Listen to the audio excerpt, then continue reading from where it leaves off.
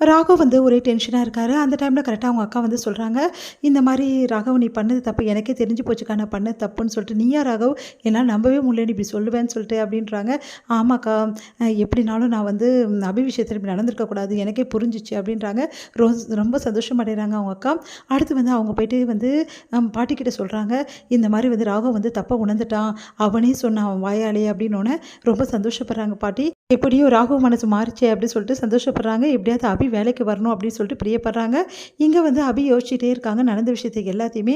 அவங்களுக்கு வந்து மனசே சரியில்ல. சரி பஜ்ஜி சாப்பிடலான்னு போறாங்க. பார்த்தா அந்த டைம்ல கரெக்ட்டா வந்து அங்க வராரு வந்து ம் ராகவ்.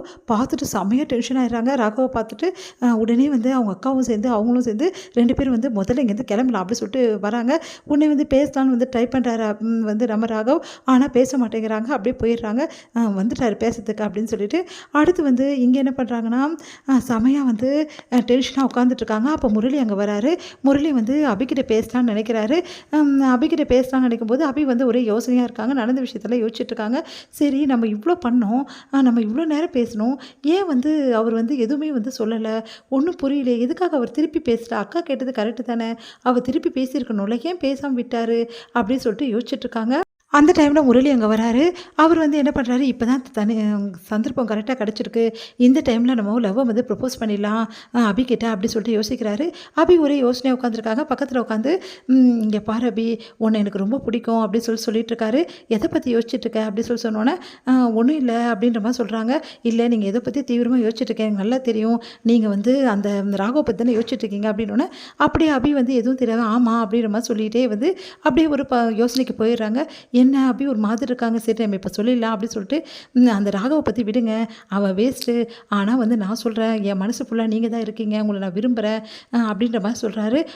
அந்த ரியாக்ஷனே வரல. என்ன ரியாக்ஷனே வரல அப்படின்னு சொல்லிட்டு அபி அபின்னு குரல் கொடுக்குறாங்க. அப்போ இவ்வளோ நேரம் நான் சொன்னது இவங்க கேட்கலையா அப்படின்னும் போது கரெக்டாக மழை வந்துடுது. நான் உள்ளே போகிறேன்னு சொல்லிட்டு அபி உள்ளே போயிடுறாங்க.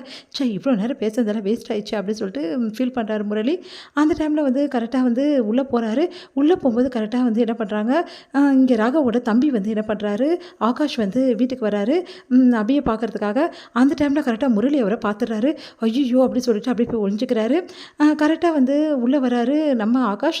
வந்துட்டு வந்து இந்த மாதிரி வந்து ராகவை பற்றி ரொம்ப தப்பாக நினச்சிட்ருக்காரு.